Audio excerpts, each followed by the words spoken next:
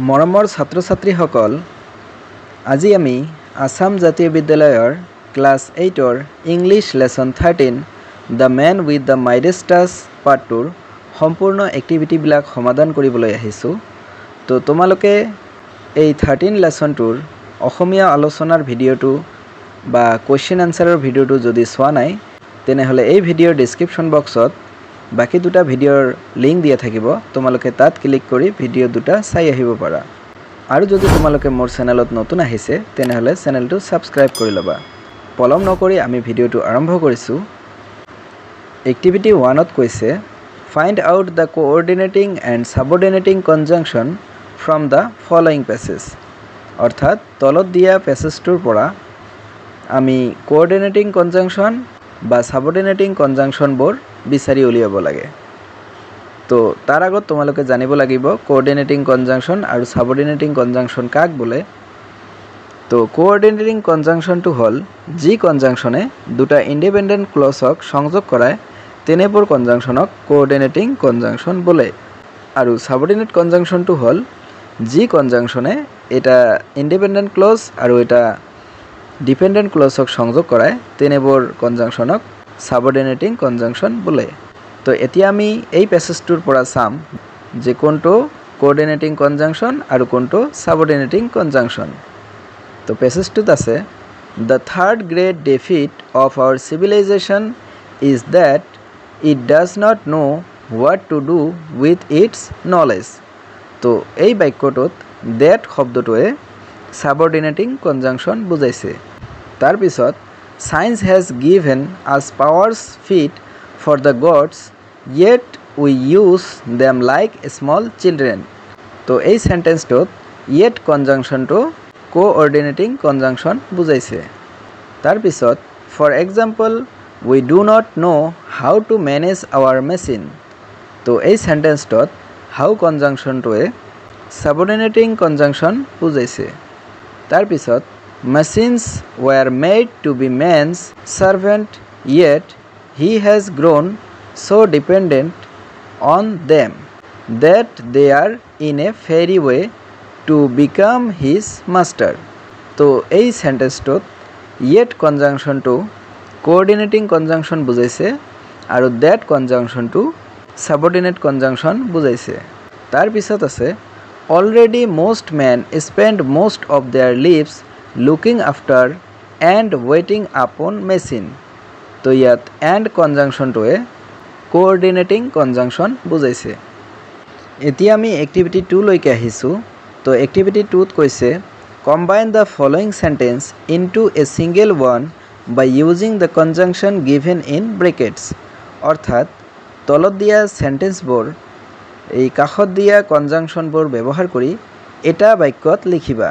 অৰ্থাৎ দুটা sentence the আছে আৰু এই কনজাংচনটো ব্যৱহাৰ কৰি সেন্টেন্স দুটাক এটা সেন্টেন্সত লিখিব লাগে। তো এ নাম্বাৰ কুৱেশ্যনটো কৈছে Shila's mother is a teacher, শি টিচেছ ইংলিছ। তো ইয়াত হু কনজাংচনটো ব্যৱহাৰ কৰিব লাগিব। তো ইয়াৰ এনচাৰটো হ'ব Sheila's mother is a teacher who teaches English. B number কুৱেশ্যনটো আছে the man is poor, he is happy. তো ইয়াত বাট কনজাংচনটো ব্যৱহাৰ কৰিবলৈ কৈছে আৰু ইয়াৰ এনচাৰটো হ'ব the man is poor but he is happy. C number কুৱেশ্যনটো কৈছে Deepak is brave, he is intelligent. তো ইয়াত not only but also' conjunction দুটা ব্যৱহাৰ কৰিব লাগিব। তো ইয়াৰ এনচাৰটো হ'ব Deepak is not only brave but also' intelligent. D number কুৱেশ্যনটো কৈছে she lives somewhere, I don't know the place. তো ইয়াত where কনজাংচনটো ব্যৱহাৰ কৰিব লাগিব আৰু ইয়াৰ এনচাৰটো হ'ব I don't know the place where she lives. E number কুৱেশ্যনটো কৈছে we have a car, its color is white. তো ইয়াৰ এনচাৰটো হ'ব we have a car whose color is white. তো এয়া আছিল এক্টিভিটি 2ৰ সমাধান। এতিয়া আমি এক্টিভিটি 3 লৈকে আহিছোঁ। তো এক্টিভিটি 3ত কৈছে Find out the simple, compound and complex sentence from the following. অৰ্থাৎ তলত দিয়া সেন্টেন্সবোৰৰ পৰা কোনটো সিম্পল সেন্টেন্স হয়, কোনটো কম্পাউণ্ড সেন্টেন্স হয় আৰু কোনটো কমপ্লেক্স সেন্টেন্স হয় এইবোৰ বিচাৰি উলিয়াব লাগে।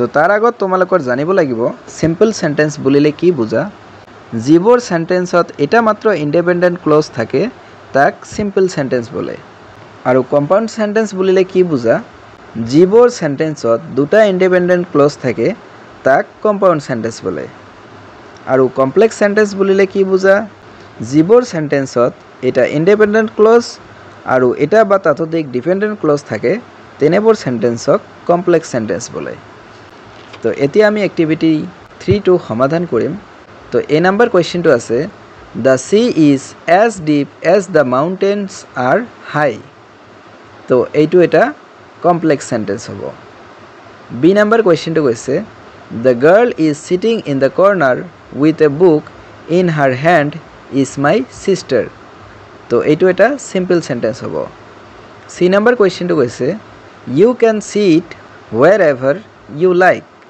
তো এইটো এটা কমপ্লেক্স সেন্টেন্স হ'ব ডি নাম্বাৰ কোৱেশ্চনটো কৈছে You may do as you please তো এইটো এটা কমপ্লেক্স সেন্টেন্স হ'ব ই নাম্বাৰ কোৱেশ্চনটো কৈছে I will do this if I am allowed তো এইটো এটা কমপ্লেক্স সেন্টেন্স হ'ব এতিয়া আমি ৰাইটিং এক্টিভিটি লৈকে আহিছো ৰাইটিং এক্টিভিটিত কৈছে Every picture tells a story what do this tell write in your own words অৰ্থাৎ তলত দুটা পিকচাৰ দিয়া আছে আৰু এই পিকচাৰ দুটাৰ বিষয়ে তোমালোকে এটা কাহিনী লিখিবা অৰ্থাৎ তোমালোকে 5 লাইন বা 10 লাইন কৈ কিবা লিখিবা এইটোৰ বিষয়ে তো ইয়াত এক নম্বৰত যেটো পিকচাৰ দিয়া আছে এইটো এটা বাটাৰফ্লাইৰ পিকচাৰ দিয়া আছে তো তোমালোকে টাইটেলটো লিখিবা বাটাৰফ্লাই অন এ টুইগ তাৰ পিছত লিখিবা This picture tells a story of tranquility and nature's beauty. The butterfly perched delicately on a twig symbolizes transformation and the gentle balance of life in nature. তো এইখিনি লিখিলে হৈ যাব B নম্বৰত পিকচাৰটো দিয়া আছে মটৰসাইকেল তো ইয়াত মটৰসাইকেলৰ এটা পিকচাৰ দিয়া আছে তো তোমালোকে টাইটেলটো লিখিবা মটৰসাইক্লিষ্ট ৰেচিং উইথ অনলুকাৰ্স তাৰ পিছত লিখিবা These pictures tell a story of excitement and thrill. The motorcyclist is navigating a challenging terrain with a crowd watching, indicating a competitive or adventurous event that captures the spectators' attention and adrenaline.